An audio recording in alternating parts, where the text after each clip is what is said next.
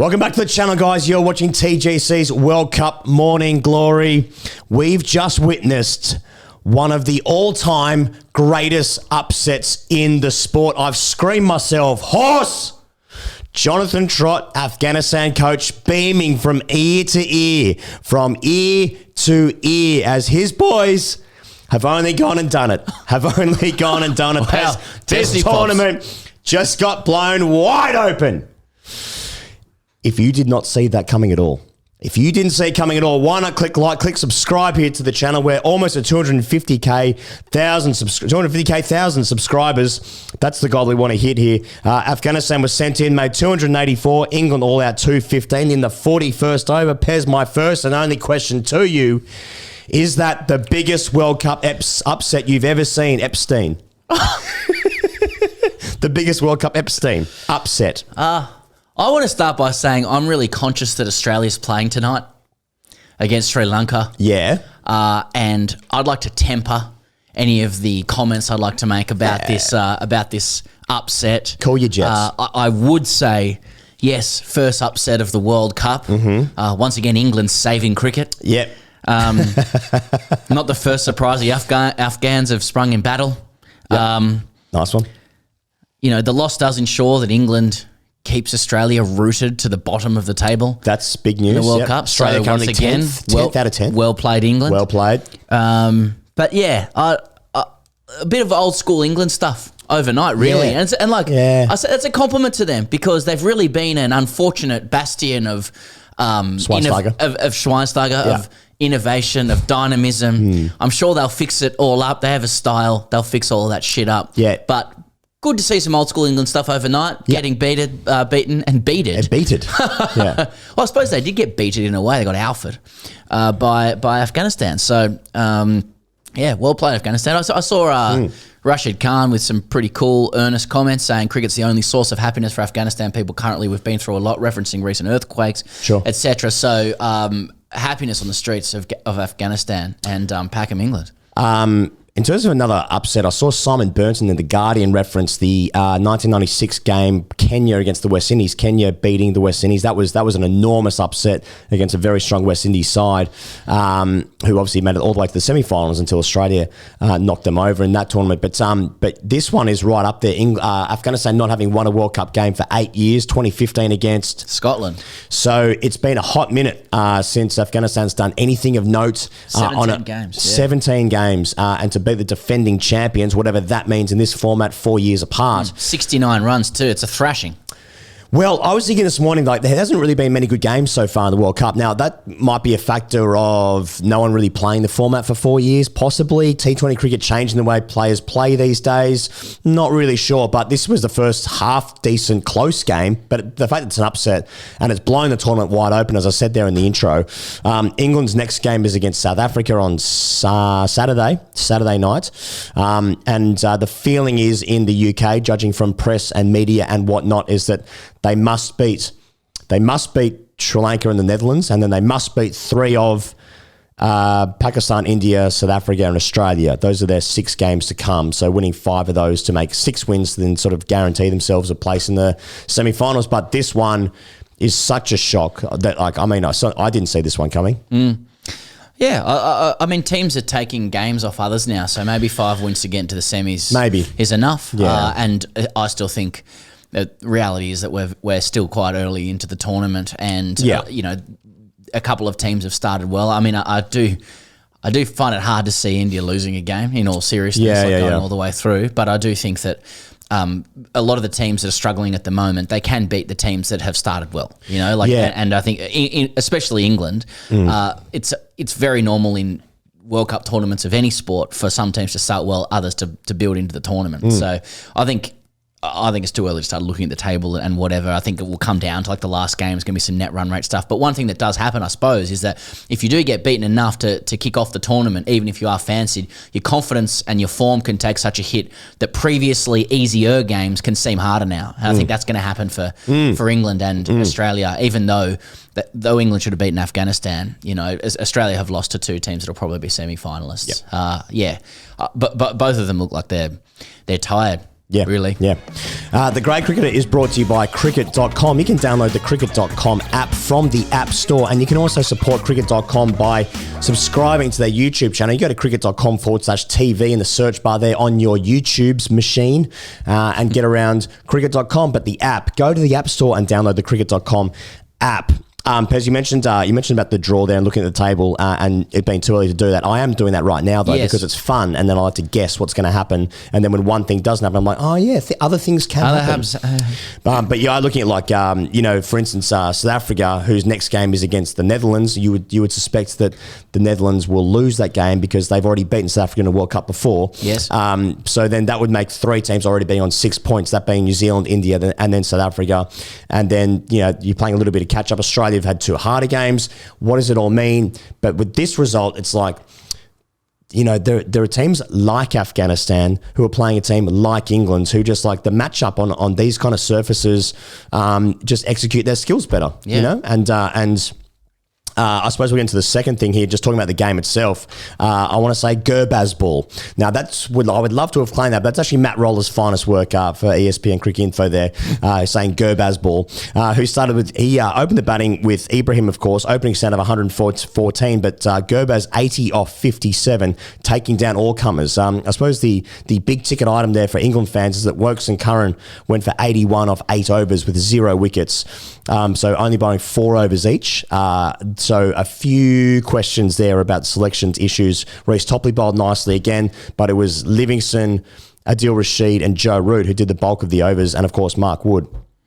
But Gurbaz was electric, and before the tournament started, Pez, I said this team has got no runs in them, and I stand by that. But Gurbaz was absolutely fantastic. Well, yeah, that's where England lost it. Like, I think if you're conceding 280 from Afghanistan, with respect, you're pretty cooked, Yeah. And I think that's really that's the issue with England's team, isn't it? Like the bowling looks a little bit unders for this tournament. Again, the benchmark is India and what they're doing on the middle overs. Doesn't mean everyone has to be there, but I think if it's Adil Rashid, who hasn't played a whole heap of cricket in India relative to other spinners who go around in the IPL, etc., and Liam Livingstone and Joe Root covering you through the middle, it's there's runs to be had there. I mean, Afghanistan's runs also rely heavily on Gurbaz and Zadran at the top, making those runs. They did it. They got them away. It was 114 for none before the first wicket was taken of 16 overs. Hell of a platform. They got themselves something to defend, and then the twirlers went to work.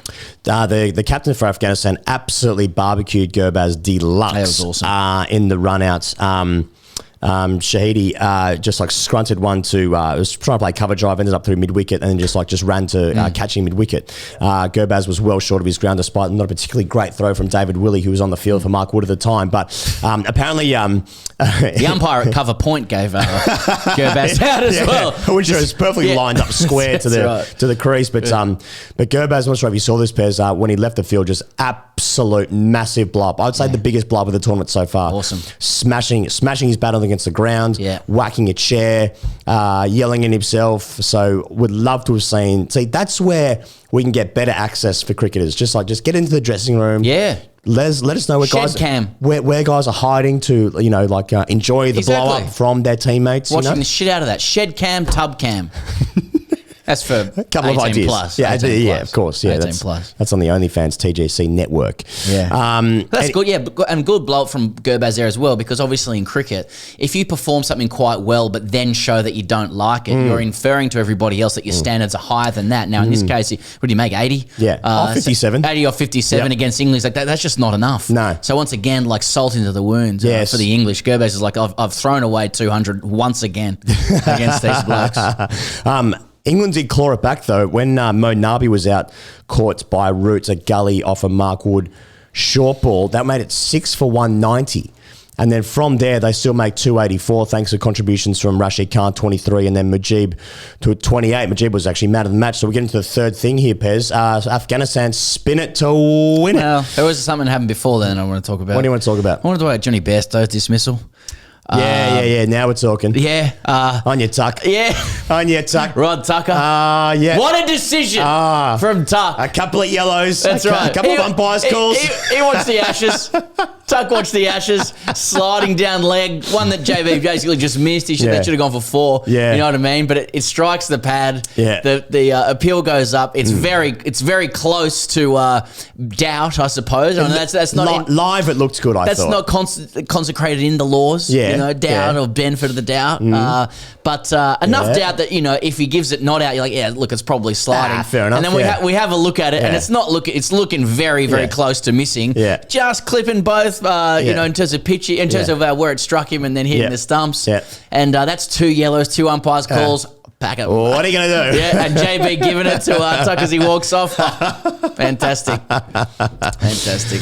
So then from there, Majib finished 3 for 51. He picked up Root with an absolute beauty. Bowled. He picked up Harry Brook when that wicket went down. There was only 2 wickets left. That was basically the game. And Chris Woakes earlier. Rashid Khan took 3 for 37. He picked up Livingston, Rashid, and then Wood to finally win it. The 10th wicket. They wanted to get Root, by the way, from Majib. Fuck, that was saucy.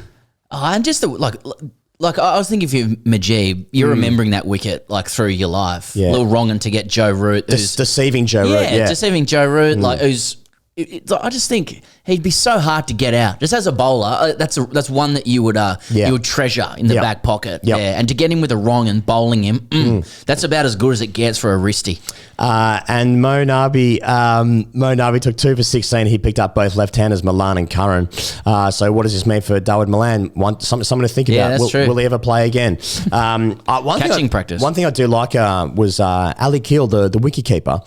He has got a fantastic like it's a real nice tone, a nice symphony to add to the highlight reel of the wickets. Yeah. A lot of guys getting caught at first slip, bowled. It felt relentless. Yeah. And obviously Afghanistan's strength is their spinners. Yes. A couple of good seamers at the top, don't get me wrong, but the spinners and it just felt like it just suited them tonight. Yeah. England won the toss and had a bat. They bowled. England won the toss and bowled. It just felt like, I suppose England had many chances to win the game. 6 for 190. You feel like if they were chasing 230, 250 maybe, different situation, but sort of allowed themselves back into, it sort of played into Afghanistan's strengths is what Afghanistan got a foothold into the game and didn't let up really. Yeah. Like once they got themselves to a point where the spinners could go to work, where England had to force the issue. See you later. England couldn't do it. Get out of here. Yeah, and I'm loath to really say that that's a failure because Australia hasn't played Afghanistan yet either. Yeah. I just think if Afghanistan can get themselves to a position where those 3 can go to work, it's tough. That's tough going. We suspected that that teams were going to beat each other because the conditions are so foreign, and also the format is difficult. Yeah, it's dying. Yeah, and it feels like it's just starting now with this shock. It's actually the first shock result and the first semi-close game. So, I suppose watch this space, and all of our reactions, including tomorrow's reaction, Sri Lanka and Australia. And Pezza, fair to say that we're nervous about that one. I think there's a gnarly game for Australia after getting pumped twice.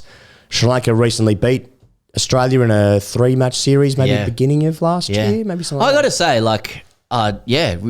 love to wake up. I mean, I obviously watch every ball, but love to realize, love to wake up and Australia has stood up, dominated, and let themselves be heard and seen at this World Cup. Yep. Just very few signs in the team that that's coming. But we were just saying off air before, let's talk about a completely different team, not this game. But I will be curious to see how the team responds now, knowing that they are staring down the barrel of severe embarrassment unless they fix it post haste. Yep. They probably do have players that have too much pride to be associated with the kind of disaster that awaits them if nothing changes. So, you can't. And I think this is funny, with England losing this game, as a non-English fan and watching what they've done in the past, I'm inclined to reserve judgment about what their campaign's going to be. I'm not writing them off at all. No. And it feels like other fans of non-Australian fans feel the same way about the Aussie team. The Aussie team, they always come back. You never write them off or whatever. It might just be a coping mechanism when you don't want to write off a team that you'd like to see fail. So I don't know. It'll be very interesting for Australia. So very much tempering tempering comments on England at the moment. Yeah, and of course, is obviously... And also beware the cornered line. Oh, yeah, of course. Yeah. And this time there's three of them. And there's three lions. 3 cornered lions. The scariest kind of lions you could possibly encounter. Right. 3 cornered lions. You're having a laugh. Anyway, if you want a reaction for that one, click subscribe to the channel. We're doing that tomorrow morning. Hashtag AskTGC. What am I looking at here? Saptar Ship Paul. Yep. Hashtag AskTGC. Shouldn't you Aussies forfeit the match against Afghanistan, considering the stance taken while withdrawing from the series against them and after they've thrashed England? Seems like a good idea right now to avoid the humiliation. I understand that point in that comment, and also get in your hashtag AskTGCs to the comments below, and we'll read it out on the next show. But you've got to factor in that Australia needs to win that game, so I think that's got to be considered. Yeah, maybe we just should. It's like should you Aussies forfeit the match against Afghanistan because we took a stand saying we won't play them until they fix a couple of things? Yeah. Probably should. Like if you live in a world of morality and consistency. Yeah. Do we live in that world? Or is it more just going to be a case of like, it's World Cup, we're just going to play and we'll say some stuff and we'll play the game, especially if we need to win. Like if it suits our self-interest. If foreign relations is a zero-sum game, and I believe it is. Yeah. I was taught that by Gil Merrill in International Security in the 21st Century, 2005, Sydney University. I believe it is. Then Australia and Cricket Australia will just sort of do what suits their self-interest. Yeah. I'd like to see they'll play. They're just going to play. The game will be on. They've got responsibilities. They just walk out the field and play the game of cricket, like they did last year against Afghanistan T20 World Cup. I personally would like to see how the game's going, and then I'll make a decision about where we should be, should or shouldn't be playing. How does it impact the bottom line? Yeah. How does it impact the profits? Yeah. How does it impact the points table? Our brand? Yeah. That's right. If there's sponsorship opportunities, then and if there's sponsorship opportunities the other way to forfeit and to Virgin Signal and stuff, then do that. Okay. Go shopping at Chadstone. Everyone buy some stuff. Keep all good. Let's look after me. I don't walk in other people's shoes. Well, what an unbelievable result that was overnight. England losing, or indeed Afghanistan winning against the reigning champions of T20 and 50 over cricket. Unbelievable stuff. Congratulations to Afghanistan, and indeed Afghanistan's very own Jonathan Trott. We'll be back tomorrow morning. See you later.